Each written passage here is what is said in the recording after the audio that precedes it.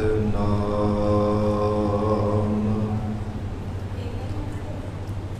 ਕਰਤਾ ਪੁਰਖ ਨਿਰਭਉ ਨਿਰਵੈਰ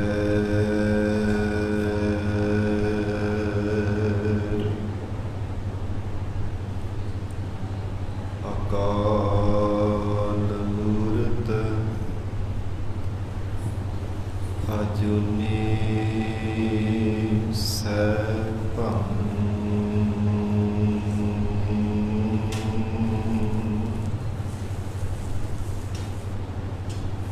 ਗੁਰ ਪ੍ਰਸਾਦ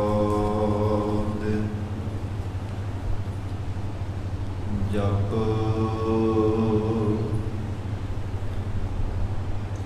ਆਦਿ ਸਚ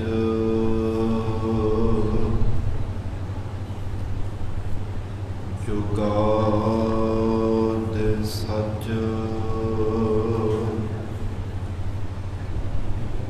ਹੈ ਵੀ ਸਚ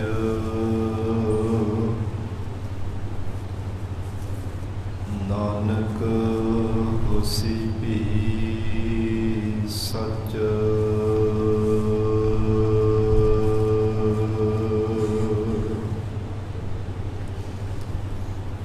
ਪ੍ਰਭ ਦਾਤਾ ਦਾਤਾਰ ਪਰਿਓ ਜਾਚਕ ਇਕ ਸਰਨਾ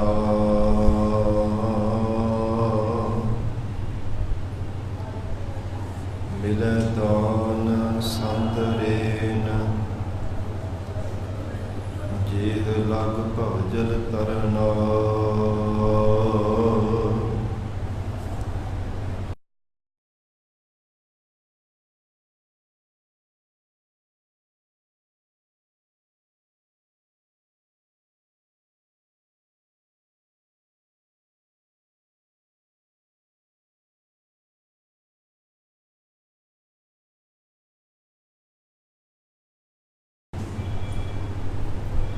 ਭਗਤ ਇਹੋ ਮਨ ਠਹਿਰਾਵੈ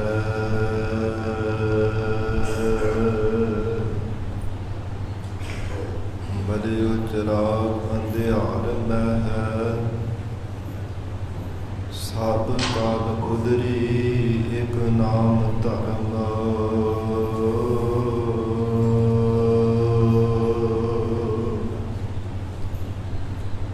ਪ੍ਰਗਟ ਸਗਲ ਹਰ ਭਵਨ ਮਹਿ ਜਨ ਨਾਨਕ ਗੁਰ ਪਾਰ ਬ੍ਰਹਮ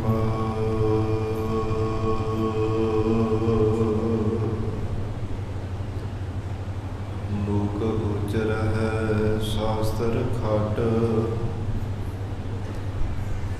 ਪਿੰਗ ਬਿਰਨ ਚੜ ਜਾ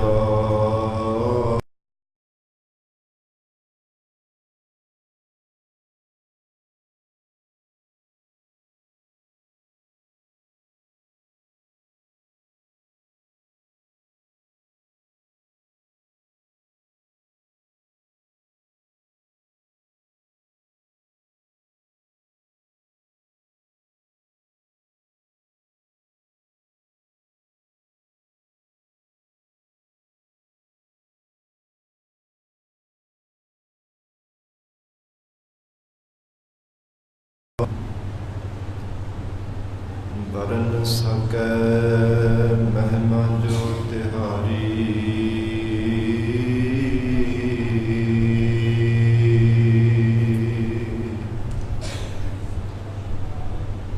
ਹਮ ਨਾ ਸਕਤ ਕਰ ਸਿਫਤ ਤੁਮਾਰੀ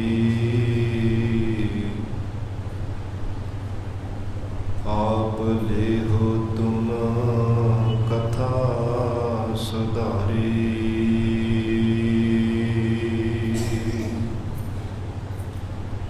ਹਮ ਨਾ ਸਕਤ ਕਰ ਸਿਫਤ ਤੁਮਾਰੀ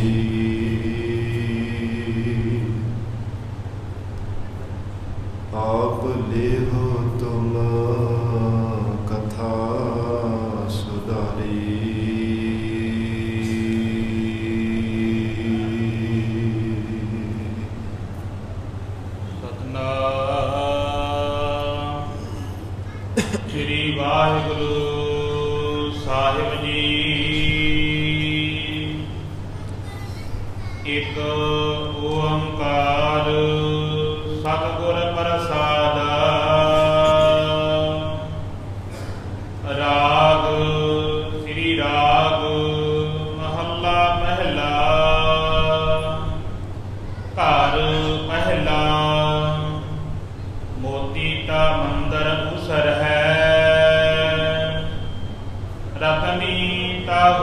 ਜੜਾਓ। ਕਸਤੂਰ ਕੁੰਕੂ ਅਗਰ ਚੰਦਨਾ ਲੀਪ ਆਵੈ ਚਾਓ। ਮੋਤੀ ਦਾ ਮੰਦਰ ਉਸਰ ਹੈ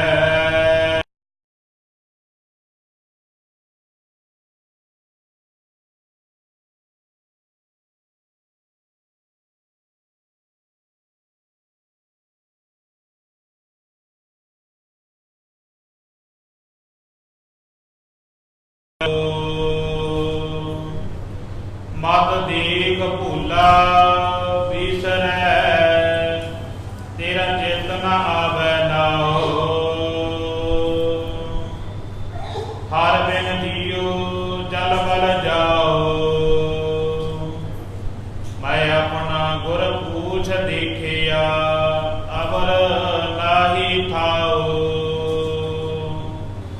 ਹਰ ਬਿਨ ਜੀਉ ਜਲ ਬਲ ਜਾਓ। ਮੈਂ ਆਪਣਾ ਗੁਰ ਪੂਛ ਦੇਖਿਆ ਅਵਰ ਨਾਹੀ ਥਾਉ। ਵਾਹਿਗੁਰੂ ਜੀ ਕਾ ਖਾਲਸਾ ਵਾਹਿਗੁਰੂ ਜੀ ਕੀ ਫਤਿਹ। ਪਤਿਤ ਪਾਵਨ ਭਗਤ ਵਛਲ ਅੰਤਰਜਾਮੀ ਕਰੁਣਾ ਨਿਧਾਨ ਗੁਰੂ ਗਰੀਬਨਵਾਜ ਕਲਯੁਗ ਕੇ ਤਾਰਨਹਾਰੇ ਸ਼ਬਦ ਗੁਰੂ ਸਾਹਿਬ ਸਤਿਗੁਰੂ ਧੰਨ ਧੰਨ ਸ੍ਰੀ ਗੁਰੂ ਗ੍ਰੰਥ ਸਾਹਿਬ ਮਹਾਰਾਜ ਸੱਚੇ ਪਾਤਸ਼ਾਹ ਜੀ ਦੀ ਪਾਵਨ ਪਵਿੱਤਰ ਹਜ਼ੂਰੀ ਅੰਦਰ ਸੁਭਾਇਮਾਨ ਗੁਰੂ ਖਾਲਸਾ ਸਾਧ ਸੰਗਤ ਜੀਓ। ਸਤਿਗੁਰੂ ਜੀ ਦੀ ਮਹਾਨ ਬਖਸ਼ਿਸ਼ ਦਾ ਸਦਕਾ ਅੰਮ੍ਰਿਤ ਵੇਲੇ ਤੋਂ ਮਹਾਰਾਜ ਸੱਚੇ ਪਾਤਸ਼ਾਹ ਜੀ ਦੀ ਪਾਵਨ ਹਜ਼ੂਰੀ ਅੰਦਰ ਦੀਵਾਨ ਸਜੇ ਸਨ। ਸਜੇ ਹੋਏ ਦੀਵਾਨਾਂ ਅੰਦਰ ਪਾਵਨ ਗੁਰਬਾਣੀ ਦੇ ਜਾਗ ਅੰਮ੍ਰਿਤਮਈ ਗੁਰਬਾਣੀ ਦਾ ਰਸ ਪਿੰਨਾ ਕੀਰਤਨ ਹੋਇਆ ਹੈ। ਵਡਭਾਗੀ ਜਨਾਂ ਨੇ ਸਰਵਣ ਕਰਕੇ ਲਾਹੇ ਪ੍ਰਾਪਤ ਕੀਤੇ ਹਨ, ਜਿਨ੍ਹਾਂ ਤੇ ਮਹਾਰਾਜ ਸੱਚੇ ਪਾਤਸ਼ਾਹ ਜੀ ਦੀ ਬਖਸ਼ਿਸ਼ ਹੋਈ ਹੈ। ਸਤਿਗੁਰੂ ਜੀ ਨੇ ਮਹਾਨ ਜਿਨ੍ਹਾਂ ਵਡਭਾਗੇ ਜਨਾਂ ਤੇ ਕਿਰਪਾ ਕੀਤੀ ਹੈ, ਉਹ ਆਲਸ ਨੂੰ ਤਿਆਗ ਕੇ ਅੰਮ੍ਰਿਤ ਵੇਲੇ ਉੱਠ ਕੇ ਜਿੱਥੇ ਤਨ ਨੂੰ ਪਵਿੱਤਰ ਕੀਤਾ, ਉੱਥੇ ਮਨ ਨੂੰ ਪਵਿੱਤਰ ਕਰਨ ਲਈ ਗੁਰੂ ਕੀ ਸੰਗਤ ਵਿੱਚ ਆ ਕੇ ਜੁੜੇ ਹਨ। ਕਿਉਂਕਿ ਮਨੁੱਖ ਦਾ ਆਪਣਾ ਬਲ ਨਹੀਂ ਹੈ। ਪਿਛਲੇ ਪਹਿਰ ਅੰਮ੍ਰਿਤ ਵੇਲੇ ਉੱਠ ਕਰਕੇ ਸਤਿਗੁਰੂ ਜੀ ਦੀ ਸਤ ਸੰਗਤ ਕਰਨੀ, ਸੇਵਾ ਕਰਨਾ, ਸਿਮਰਨ ਕਰਨਾ, ਗੁਰਬਾਣੀ ਪੜ੍ਹਨੀ, ਨਿਤਨੇਮ ਪਾਵਨ ਬਾਣੀ ਦਾ ਜਾਪ ਕਰਨਾ। ਮਹਾਰਾਜ ਸੱਚੇ ਪਾਤਸ਼ਾਹ ਜੀ ਜਿਸ ਜੀਵ ਤੇ ਰਹਿਮਤ ਕਰ ਦਿੰਦੇ ਹੈ, ਉਹ ਵਡਭਾਗਾ ਜੀਵ ਆਲਸ ਨੂੰ ਤਿਆਗ ਕੇ ਮਹਾਰਾਜ ਸੱਚੇ ਪਾਤਸ਼ਾਹ ਜੀ ਦੀ ਸਤ ਸੰਗਤ ਵਿੱਚ ਆਉਂਦਾ ਹੈ। ਧੰਨ ਸਤਿਗੁਰੂ ਅਮਰਦਾਸ ਸਾਹਿਬ ਸੱਚੇ ਪਾਤਸ਼ਾਹ ਜੀ ਦੇ ਬਚਨ ਪੜ੍ਹਦੇ ਹਾਂ। ਗੁਰ ਕਿਰਪਾ ਤੇ ਸੇ ਜਨ ਜਾਗੇ, ਜਿਨ੍ਹਾਂ ਹਰ ਮਨ ਵਸਿਆ ਬੋਲਹਿ ਅੰਮ੍ਰਿਤ ਬਾਣੀ। ਜਿਨ੍ਹਾਂ ਨੇ ਸਤਿਗੁਰੂ ਜੀ ਦੀ ਕਿਰਪਾ ਦੁਆਰਾ ਜਾਗਣਾ ਕੀਤਾ ਹੈ। ਮਹਾਰਾਜ ਸੱਚੇ ਪਾਤਸ਼ਾਹ ਸਤਿਗੁਰੂ ਜੀ ਦੀ ਮਹਾਨ ਬਖਸ਼ਿਸ਼ ਕੀਤੀ ਹੈ। ਸਤ ਸੰਗਤ ਕਰਨ ਦਾ ਸੁਭਾਗ ਸਭ ਨੂੰ ਪ੍ਰਾਪਤ ਹੋ ਰਿਹਾ ਹੈ। ਇਸ ਸਮੇਂ ਨੂੰ ਹੋਰ ਵੀ ਸੁਭਾਗਾ ਬਣਾਉਣ ਲਈ ਗੁਰੂ ਸ਼ਬਦ ਦੀ ਵਿਚਾਰ ਦੇ ਨਾਲ ਜੁੜੀਏ, ਜੋ ਇਸ ਪਾਵਨ ਅਸਥਾਨ ਦੀ ਨਿਤ ਦੀ ਮਰਜ਼ਾਦਾ ਹੈ। ਧੰਨ ਸ੍ਰੀ ਗੁਰੂ ਗ੍ਰੰਥ ਸਾਹਿਬ ਮਹਾਰਾਜ ਸੱਚੇ ਪਾਤਸ਼ਾਹ ਦੀ ਪਵਿੱਤਰ ਬਾਣੀ ਦੀ ਲੜੀਵਾਰ ਕਥਾ ਚੱਲ ਰਹੀ ਹੈ। ਪਿਆਰ ਸਤਿਕਾਰ ਸਹਿਤ ਮਹਾਰਾਜ ਸੱਚੇ ਪਾਤਸ਼ਾਹ ਦੇ ਚਰਨਾਂ ਵਿੱਚ ਬੈਠ ਕੇ ਸਰਵਣ ਕਰੀਏ। ਵਿਚਾਰ ਦੀ ਪ੍ਰਾਰੰਭਤਾ ਤੋਂ ਪਹਿਲਾਂ ਜ਼ਰੂਰੀ ਹੈ ਮਨ ਨੂੰ ਇਕਾਗਰ ਕਰਨਾ। ਸਰਬੱਤ ਸੰਗਤ ਅਸੀਸ ਬਖਸ਼ਿਸ਼ ਕਰੋ। ਮਹਾਰਾਜ ਸੱਚੇ ਪਾਤਸ਼ਾਹ ਜੀ ਨੂੰ ਸੀਸ ਝੁਕਾਵੋ, ਪਿਆਰ ਅਦਬ ਨਾਲ ਉਚਾਰਨ ਕਰੋ ਜੀ। ਕਰੋ ਰਸਨਾ ਪਵਿੱਤਰ। ਸਤਨਾਮ ਸ੍ਰੀ ਵਾਹਿਗੁਰੂ ਸਾਹਿਬ ਜੀ। ਸਤਨਾਮ ਸ੍ਰੀ ਵਾਹਿਗੁਰੂ ਸਾਹਿਬ ਜੀ। ਸਤਨਾਮ ਸ੍ਰੀ ਵਾਹਿਗੁਰੂ ਸਾਹਿਬ ਜੀ। ਇੱਕ ਓੰਕਾਰ ਸਤਿਗੁਰ ਪ੍ਰਸਾਦ। ਧੰਨ ਸਤਿਗੁਰੂ ਸ੍ਰੀ ਗੁਰੂ ਨਾਨਕ ਦੇਵ ਸਾਹਿਬ ਮਹਾਰਾਜ ਸੱਚੇ ਪਾਤਸ਼ਾਹ ਹਜ਼ੂਰ ਦੀ ਰਸਨਾ ਤੋਂ ਉਚਾਰਨ ਕੀਤੀ ਹੋਈ ਪਵਿੱਤਰ ਬਾਣੀ ਜਪਜੀ ਸਾਹਿਬ, ਫਿਰ ਰਹਿਰਾਜ ਸਾਹਿਬ ਗੁਰਬਾਣੀ ਦੇ ਜੋ ਨਿਤਨੇਮ ਦੇ ਜਾਪ ਕਰਦੇ ਹਾਂ, ਜਿਵੇਂ ਅੰਮ੍ਰਿਤ ਵੇਲੇ ਦੇ ਜਾਪ ਜਪਜੀ ਸਾਹਿਬ ਗੁਰਬਾਣੀ ਵਿੱਚ ਜਾਪਦੇ ਆ, ਫਿਰ ਸ਼ਾਮ ਦੇ ਸਮੇਂ ਦਾ ਜੋ ਨਿਤਨੇਮ ਹੈ ਰਹਿਰਾਜ ਸਾਹਿਬ ਗੁਰਬਾਣੀ ਦਾ ਜਾਪ, ਰਾਤ ਨੂੰ ਬਰਾਜਣ ਦੇ ਲੱਗਿਆ ਕੀਰਤਨ ਸੋਹਲੇ ਗੁਰਬਾਣੀ ਦਾ ਜਾਪ, ਇਹ ਮਰਜ਼ਾਦਾ ਪੂਰੀ ਕੀਤੀ ਮਹਾਰਾਜ ਸੱਚੇ ਪਾਤਸ਼ਾਹ ਜੀ ਨੇ। ਦਸਮ ਪਿਤਾ ਧੰਨ ਸਤਿਗੁਰੂ ਸ੍ਰੀ ਗੁਰੂ ਗੋਬਿੰਦ ਸਿੰਘ ਸਾਹਿਬ ਮਹਾਰਾਜ, ਗੁਰੂ ਕਲਗੀਧਰ ਪਿਤਾ ਮਹਾਰਾਜ ਸੱਚੇ ਪਾਤਸ਼ਾਹ ਹਜ਼ੂਰ ਨੇ ਜਿਸ ਸਮੇਂ ਸ੍ਰੀ ਦਮਦਮਾ ਸਾਹਿਬ ਦੀ ਪਾਵਨ ਧਰਤੀ ਤੇ ਕੰਠੋਂ ਗੁਰਬਾਣੀ ਉਚਾਰਨ ਕੀਤੀ ਹੈ, ਇਤਿਹਾਸ ਵਿੱਚ ਜ਼ਿਕਰ ਆਉਂਦਾ ਪਹਿਲੇ ਦਿਨ ਇਹ ਸਾਰੇ ਸ਼ਬਦ ਮਹਾਰਾਜ ਸੱਚੇ ਪਾਤਸ਼ਾਹ ਨੇ ਸ਼੍ਰੀ ਕੰਠ ਤੋਂ ਉਚਾਰਨ ਕੀਤੇ ਹੈ। ਭਾਈ ਮਨੀ ਸਿੰਘ ਜੀ ਨੂੰ ਲਿਖਾਰੀ ਲਗਾਇਆ, ਜਿਵੇਂ ਅੰਮ੍ਰਿਤ ਵੇਲੇ ਤੋਂ ਮਹਾਰਾਜ ਸੱਚੇ ਪਾਤਸ਼ਾਹ ਜੋ ਸਵੇਰ ਦੇ ਦੀਵਾਨ ਸਜੇ ਸਨ, ਹਜ਼ੂਰ ਨੇ ਉਸ ਸਮੇਂ ਗਰੀਬਨਵਾਜ ਗੁਰੂ ਕਲਗੀਧਰ ਪਿਤਾ ਸਤਿਗੁਰੂ ਜੀ ਨੇ ਕੰਠੋਂ ਗੁਰਬਾਣੀ ਉਚਾਰਨ ਕੀਤੀ। ਸੰਪੂਰਨ ਜਪਜੀ ਸਾਹਿਬ ਗੁਰਬਾਣੀ ਦਾ ਪਾਠ, ਫਿਰ ਰਹਿਰਾਜ ਸਾਹਿਬ ਜੀ ਦੇ ਜੋ ਪਾਵਨ ਸ਼ਬਦ ਹਨ, ਮਹਾਰਾਜ ਸੱਚੇ ਪਾਤਸ਼ਾਹ ਜੀ ਨੇ ਫਿਰ ਕੀਰਤਨ ਸੋਹਲੇ ਗੁਰਬਾਣੀ ਦੇ ਸ਼ਬਦ ਉਚਾਰਨ ਕੀਤੇ। ਜੋ ਕੱਲ ਅਖੀਰਲੀ ਸ਼ਬਦ ਦੀ ਵਿਚਾਰ ਕੀਤੀ ਸੀ, ਅੰਤਰਜਾਮੇ ਪੁਰਖ ਵਿਧਾਤੇ ਸਰਦਾ ਮਨ ਕੀ ਪੂਰੇ, ਨਾਨਕ ਦਾਸ ਇਹ ਸੁਖ ਮੰਗੈ ਮੋਕਉ ਕਰ ਸੰਤਨ ਕੀ ਧੂਰੇ। ਇੱਥੋਂ ਤੱਕ 13 ਅੰਗ ਤੱਕ ਮਹਾਰਾਜ ਸੱਚੇ ਪਾਤਸ਼ਾਹ ਨੇ ਪਹਿਲੇ ਦਿਨ ਗੁਰਬਾਣੀ ਉਚਾਰਨ ਕੀਤੀ ਸੀ। ਜੋ ਸਵੇਰ ਦੇ ਸਮੇਂ ਮਹਾਰਾਜ ਸੱਚੇ ਪਾਤਸ਼ਾਹ ਸ਼੍ਰੀ ਕੰਠ ਤੋਂ ਗੁਰਬਾਣੀ ਉਚਾਰਨ ਕਰਦੇ, ਸ਼ਾਮ ਦੇ ਦੀਵਾਨ ਵਿੱਚ ਗੁਰੂ ਕਲਗੀਧਰ ਪਿਤਾ ਆਪ ਉਸ ਬਾਣੀ ਦੀ ਕਥਾ ਕਰਦੇ। ਇਸ ਪ੍ਰਕਾਰ ਜ਼ਿਕਰ ਆਉਂਦਾ ਕਿ 9 ਮਹੀਨੇ 9 ਘੜੀਆਂ 9 ਦਿਨ 9 ਘੜੀਆਂ ਤੇ 9 ਪਲ ਇਤਨਾ ਸਮਾਂ ਲੱਗਾ ਸੀ ਸੰਪੂਰਨ ਗੁਰਬਾਣੀ ਮਹਾਰਾਜ ਸੱਚੇ ਪਾਤਸ਼ਾਹ ਜੀ ਦਾ ਸ੍ਰੀ ਗੁਰੂ ਗ੍ਰੰਥ ਸਾਹਿਬ ਜੀ ਦਾ ਸਰੂਪ ਤਿਆਰ ਕਰਾਉਂਦਿਆਂ ਹੋਇਆ, ਜਿਸ ਵਿੱਚ ਸਤਿਗੁਰੂ ਤੇਗ ਬਹਾਦਰ ਸਾਹਿਬ ਸੱਚੇ ਪਾਤਸ਼ਾਹ ਦੀ ਪਵਿੱਤਰ ਗੁਰਬਾਣੀ ਵੀ ਦਰਜ ਕੀਤੀ ਗਈ। ਇਸ ਪ੍ਰਕਾਰ ਇਤਨਾ ਸਮਾਂ ਲੱਗਾ। ਪਹਿਲੇ ਦਿਨ ਸਤਿਗੁਰੂ ਜੀ ਨੇ 13 ਅੰਗ ਤੱਕ ਜੋ ਸ਼੍ਰੀ ਕੰਠ ਤੋਂ ਗੁਰਬਾਣੀ ਉਚਾਰਨ ਕੀਤੀ ਸੀ, ਭਾਈ ਮਨੀ ਸਿੰਘ ਜੀ ਨੂੰ ਲਿਖਾਰੀ ਲਗਾਇਆ। ਸ਼ਾਮ ਦੇ ਵਕਤ ਉਸ ਦੀ ਕਥਾ ਕੀਤੀ ਸੀ। ਫਿਰ ਅੱਗੋਂ ਮਹਾਰਾਜ ਸੱਚੇ ਪਾਤਸ਼ਾਹ ਨੇ ਸ੍ਰੀ ਰਾਗ ਦੀ ਪ੍ਰਾਰੰਭਤਾ ਕੀਤੀ ਹੈ। ਧੰਨ ਗੁਰੂ ਨਾਨਕ ਦੇਵ ਸਾਹਿਬ ਮਹਾਰਾਜ ਸੱਚੇ ਪਾਤਸ਼ਾਹ ਦੀ ਰਸਨਾ ਤੋਂ ਉਚਾਰਨ ਕੀਤਾ ਹੋਇਆ ਪਾਵਨ ਇਹ ਸ਼ਬਦ ਹੈ। ਸਾਧ ਸੰਗਤ ਜੀ, ਸਮੁੱਚੀ ਜੋ ਪਾਵਨ ਬਾਣੀ ਹੈ ਸ੍ਰੀ ਗੁਰੂ ਗ੍ਰੰਥ ਸਾਹਿਬ ਮਹਾਰਾਜ ਜੀ ਦੇ ਅੰਦਰ 31 ਰਾਗਾਂ ਦੇ ਵਿੱਚ ਮਹਾਰਾਜ ਸੱਚੇ ਪਾਤਸ਼ਾਹ ਨੇ ਪਾਵਨ ਬਾਣੀ ਨੂੰ ਦਰਜ ਕੀਤਾ ਹੈ, 31 ਰਾਗਾਂ ਵਿੱਚ।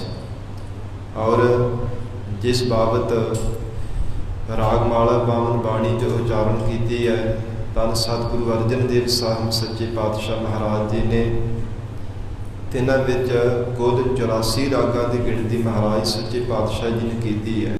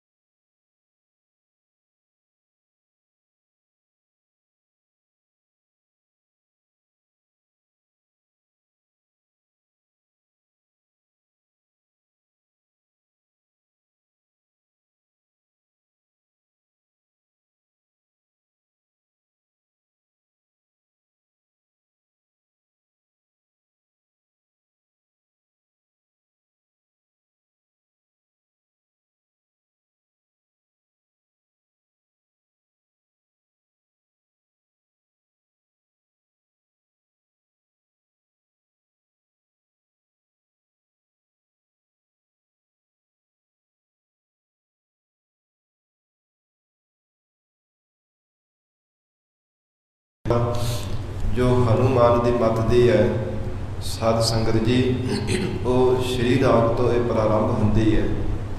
ਇਸ ਪ੍ਰਕਾਰ ਜਿਹੜੀ ਭੈਰੋ ਮੱਤ ਦੀ, ਜਿਸ ਨੂੰ ਸ਼ਿਵ ਜੀ ਦੀ ਮੱਤ ਦੇ ਵੀ ਰਾਗ ਮਾਲਾ ਕਿਹਾ ਜਾਂਦਾ ਹੈ, ਉਹ ਸਾਧ ਸੰਗਤ ਜੀ ਭੈਰੋ ਰਾਗ ਤੋਂ ਪ੍ਰਾਰੰਭ ਹੁੰਦੀ ਹੈ। ਜਿਵੇਂ ਸਤਿਗੁਰੂ ਜੀ ਨੇ ਸਮੁੱਚੀ ਗੁਰਬਾਣੀ ਦਰਜ ਕਰਕੇ ਫਿਰ ਅਖੀਰ ਦੇ ਸਮਾਪਤੀ ਦੇ ਮਹਾਰਾਜ ਸੱਚੇ ਪਾਤਸ਼ਾਹ ਨੇ ਰਾਗ ਮਾਲਾ ਉਚਾਰਨ ਕੀਤੀ ਹੈ ਨਾ। ਪ੍ਰਥਮ ਰਾਗ ਭੈਰੋ ਵੈ ਕਰਹੀ, ਪੰਚ ਰਾਗ ਨੇ ਸੰਗ ਉਚਰਹੀ। ਇਹ ਭੈਰੋ ਰਾਗ ਤੋਂ ਪ੍ਰਾਰੰਭ ਹੁੰਦੀ ਹੈ। ਜਿਸ ਬਾਬਤ ਜ਼ਿਕਰ ਆਉਂਦਾ ਹੈ ਕਿ ਸ਼ਿਵ ਜੀ ਦੇ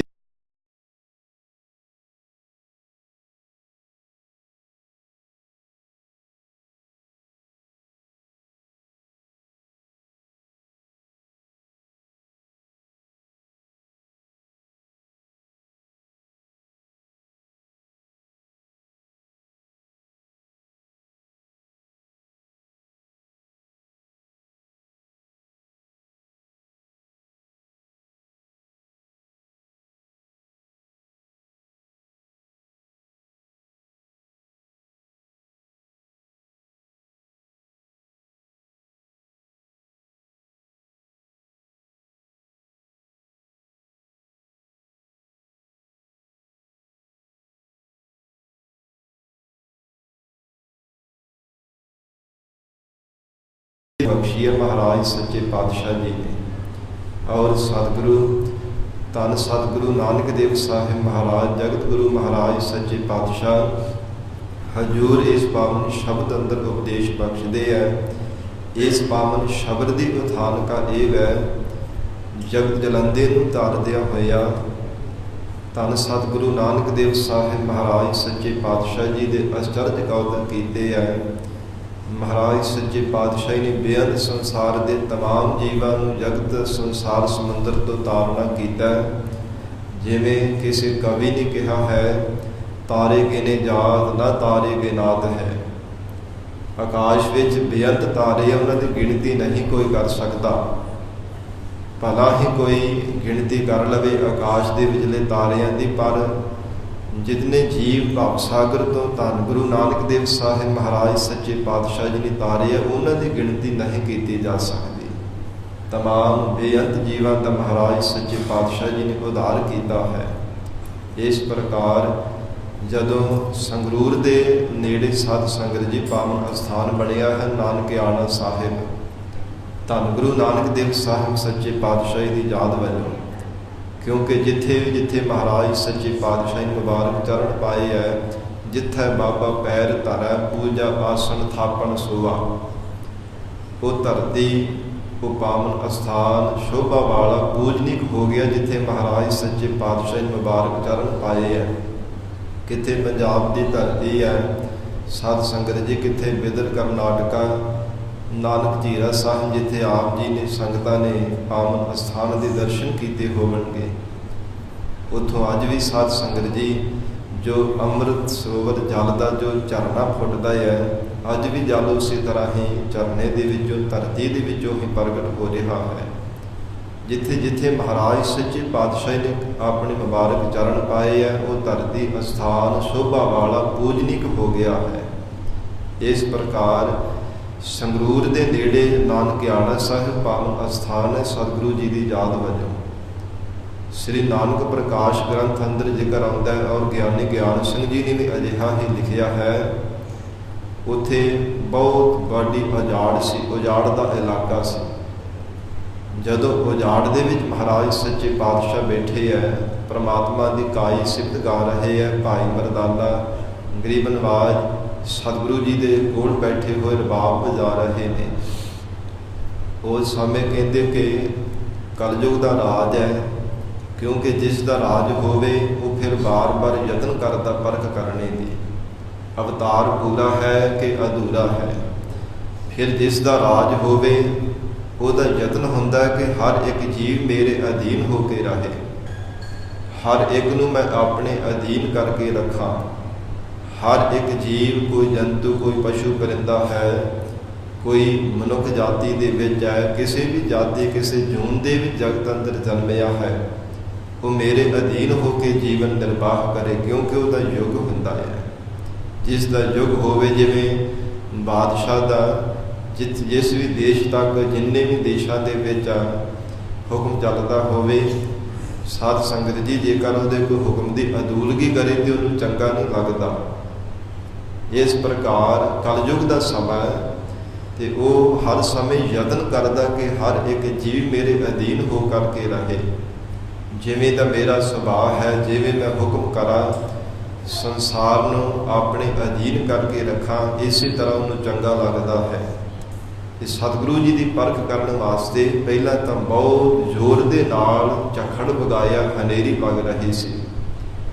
ਫਿਰ ਆਕਾਸ਼ ਦੇ ਵਿੱਚ ਇਤਨੀ ਜ਼ੋਰ ਦੇ ਨਾਲ ਬੱਦਲ ਗਰਜਣ ਦੀ ਆਵਾਜ਼ ਆਈ ਕਿ ਸੁਣ ਕਰਕੇ ਜੇਕਰ ਕੋਈ ਆਮ ਬੰਦਾ ਸੁਣਦੇ ਉਹਦਾ ਜਿਵੇਂ ਕਾਇਰ ਦਾ ਕਹਿੰਦੇ ਕਿ ਦਿਲ ਫਟ ਜਾਂਦਾ ਹੈ।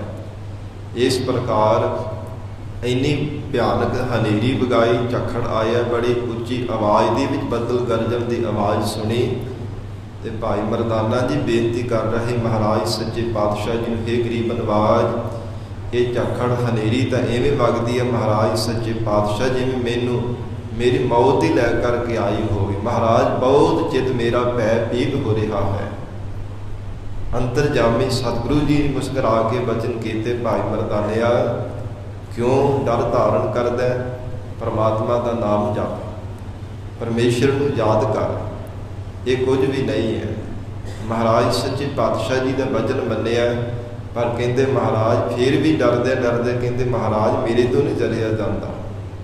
ਇਤਨੀ ਖੌਫਨਾਕ, ਇਤਨੀ ਇਹ ਭੈਦਾਇਕ ਹਨੇਰੀ ਵਗ ਰਹੀ ਹੈ ਕਿ ਮਹਾਰਾਜ ਮੇਰਾ ਦੇਖਣੇ ਨੂੰ ਚਿੱਤ ਵੀ ਨਹੀਂ ਕਰਦਾ। ਇਤਿਹਾਸ ਕਹਿੰਦਾ ਕਿ ਆਪਣਾ ਮੂੰਹ ਲੁਕਾ ਲਿਆ ਭਾਈ ਮਰਦਾਨਾ ਜੀ ਨੇ।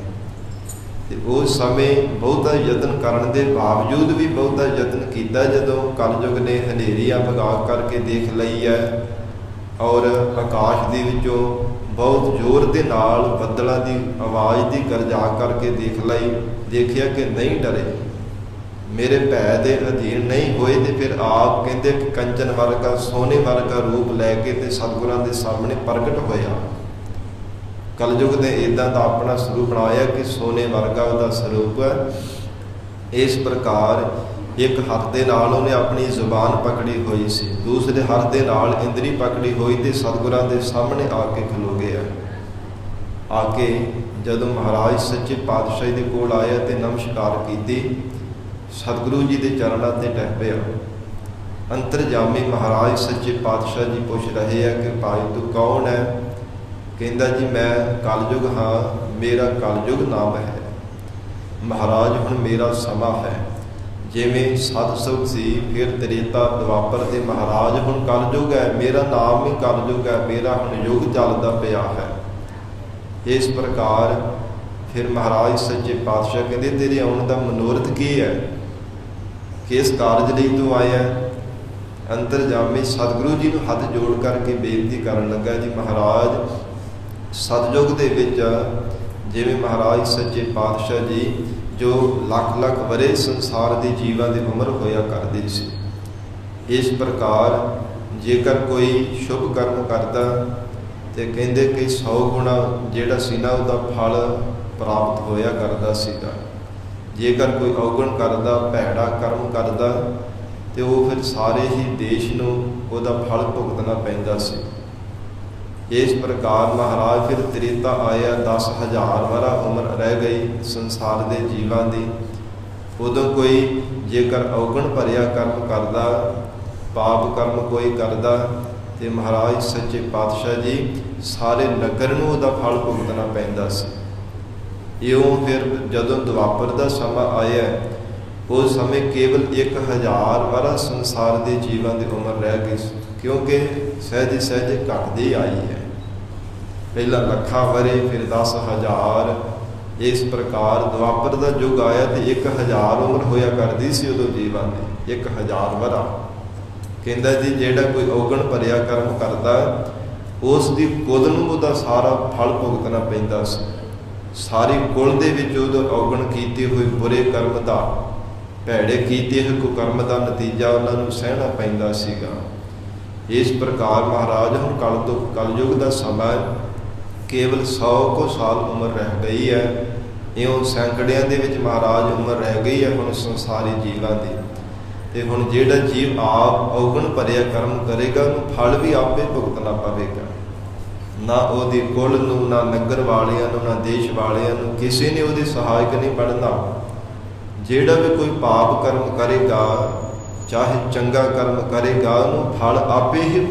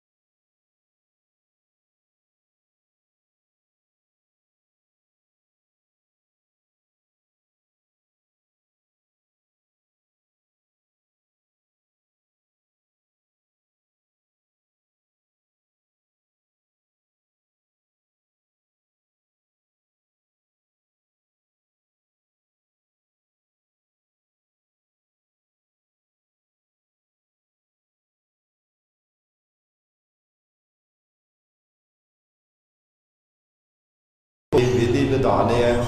ਇਸ ਪ੍ਰਕਾਰ ਕਹਿ ਲਓ ਕਿ ਤਾਤਪਰਜੇ ਦੇ ਅੰਦਰ ਰੱਖਿਆ ਹੋਇਆ ਹੈ ਕਿ ਇੱਕ ਇਹਨਾਂ ਨੂੰ ਜ਼ੁਬਾਨ ਦੇ ਰਸ ਵਿੱਚ ਲਾ ਦੇਵਾਂਗਾ।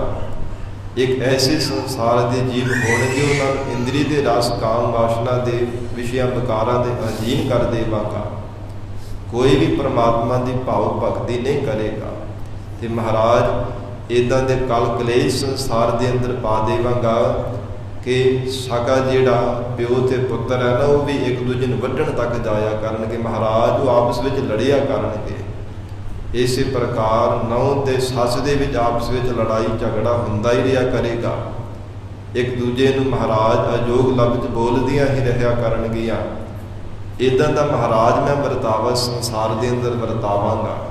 ਤੇ ਮਹਾਰਾਜ ਭਾਈ ਭਾਈ ਜੋ ਭਰਾ ਭਰਾ ਹੋਣਗੇ ਤੇ ਉਹ ਵੀ ਇੱਕ ਦੂਜੇ ਨੂੰ ਵੱਢਣ ਤੱਕ, ਮਾਰਨ ਤੱਕ ਜਾਇਆ ਕਰਨਗੇ। हे ਮਹਾਰਾਜ ਮੈਂ ਇੱਦਾਂ ਦਾ ਵਰਤਾਰਾ ਸੰਸਾਰ ਦੇ ਅੰਦਰ ਵਰਤਾਵਾਂਗਾ। ਤੇ ਗਰੀਬ ਨਵਾਜ ਧੰਨ ਗੁਰੂ ਨਾਨਕ ਦੇਵ ਸਾਹਿਬ ਮਹਾਰਾਜ ਸੱਚੇ ਪਾਤਸ਼ਾਹ ਜੀ ਨੇ ਵਚਨ ਕੀਤੇ, ਇਹ ਕਲਯੁਗ ਜੇਕਰ ਤੂੰ ਐਵੇਂ ਦਾ ਵਰਤਾਰਾ ਵਰਤਾਉਣਾ ਚਾਹੁੰਦਾ ਹੈ, ਤੂੰ ਆਪਣਾ ਕਾਰਜ ਕਰਨਾ ਹੈ। ਪਰ ਇਹ ਯਾਦ ਰੱਖੀ, ਜਿਸ ਜੀਵ ਦੇ ਹਿਰਦੇ ਅੰਦਰ ਸਾਡਾ ਸ਼ਬਦ ਹੋਵੇਗਾ ਨਾ, ਉਹਦੇ ਉੱਪਰ ਤੇਰਾ ਵਸ ਨਹੀਂ ਚੱਲੇਗਾ, ਤੇਰਾ ਬਲ ਨਹੀਂ ਚੱਲੇਗਾ।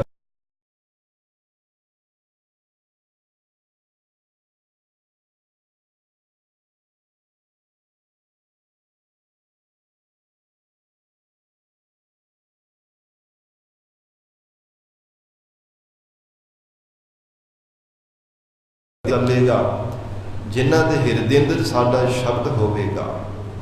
ਮਹਾਰਾਜ ਸੱਚੇ ਪਾਤਸ਼ਾਹ ਨੇ ਐਸਾ ਮਹਾਨ ਵਡਿਆਈ ਬਖਸ਼ੀ ਹੈ ਸ਼ਬਦ ਨੂੰ। ਗਰੀਬ ਨਵਾਜ ਸਤਿਗੁਰੂ ਜੀ ਦੇ ਵਚਨ ਸੁਣ ਕੇ ਮਹਾਰਾਜ ਜੀ ਨੂੰ ਕਹਿਣ ਲੱਗਾ, ਕਲਯੁਗ ਕਹਿੰਦਾ ਹੈ ਕਿ ਮਹਾਰਾਜ ਸਤ ਵਚਨ ਜੀ ਠੀਕ ਹੈ, ਜਿੱਥੇ ਆਪ ਜੀ ਦਾ ਸ਼ਬਦ ਹੋਵੇਗਾ ਮਹਾਰਾਜ, ਉੱਥੇ ਮੇਰਾ ਬਲ ਨਹੀਂ ਚੱਲੇਗਾ। ਆਪ ਜੀ ਮਹਾਰਾਜ ਕਲਯੁਗ ਦੇ ਭਿਆਨਕ ਸਮੇਂ ਅੰਦਰ ਆਪ ਜੀ ਪਰਮੇਸ਼ਰ ਨੇ ਸਰਗੁਣ ਸਰੂਪ ਜਗਤ ਅੰਦਰ ਪ੍ਰਗਟ ਕੀਤਾ। ਮਹਾਰਾਜ ਸੱਚੇ ਪਾਤਸ਼ਾਹ ਮੈਂ ਬੇਨਤੀ ਕਰਦਾ ਆਪ ਜੀ ਦੇ ਚਰਨਾਂ ਵਿੱਚ ਕਿ ਮਹਾਰਾਜ ਆਪ ਜੀ ਮੇਰੇ ਯੁੱਗ ਦੇ ਵਿੱਚ ਚੱਲ ਕੇ ਆਏ ਆ। ਇਸ ਪ੍ਰਕਾਰ ਮਹਾਰਾਜ ਮੈਂ ਕੁਝ ਭੇਟ ਆਪ ਜੀ ਦੇ ਚਰਨਾਂ ਵਿੱਚ ਅਰਪਣ ਕਰਨੀ ਚਾਹੁੰਦਾ ਹਾਂ, ਕਿਉਂਕਿ ਸਾਰੀ ਸ੍ਰਿਸ਼ਟੀ ਦੇ ਮਾਲਕ ਆਪ ਹੋ, ਸਭ ਜੀਵਾਂ ਨੂੰ ਪੈਦਾ ਕਰਨ ਵਾਲੇ, ਜੀਵਾਂ ਦੀ ਪਰਵਰਿਸ਼ ਕਰਨ ਵਾਲੇ, ਲੈਦਾ ਕਰਨ ਵਾਲੇ, ਸਾਰੀ ਸਮਰੱਥਾ ਆਪ ਜੀ ਦੇ ਹੱਥਾਂ ਵਿੱਚ ਹੈ। ਇਸ ਕਰਕੇ ਮਹਾਰਾਜ ਮੇਰੀ ਇੱਛਾ ਹੈ ਕਿ ਮੈਂ ਕੁਝ ਭੇਟਾ ਆਪ ਜੀ ਨੂੰ ਅਰਪਣ ਕਰਾਂ। हे ਮਹਾਰਾਜ ਸੱਚੇ ਪਾਤਸ਼ਾਹ ਮੇਰੀ ਭੇਟਾ ਸਵੀਕਾਰ ਕਰ ਲਵੋ। ਅੰਤਰਜਾਮੀ ਸਤਿਗੁਰਾਂ ਨੇ ਫੇਰ ਬਚਨ ਕੀਤਾ ਕਿ ਭਾਈ ਤੂੰ ਕੀ ਸਾਨੂੰ ਭੇਟਾ ਅਰਪਣ ਕਰਨੀ ਚਾਹੁੰਦਾ ਹੈ। ਤੇ ਫਿਰ ਕਹਿਣ ਲੱਗਾ, ਮਹਾਰਾਜ ਮੋਤੀਆਂ ਦੇ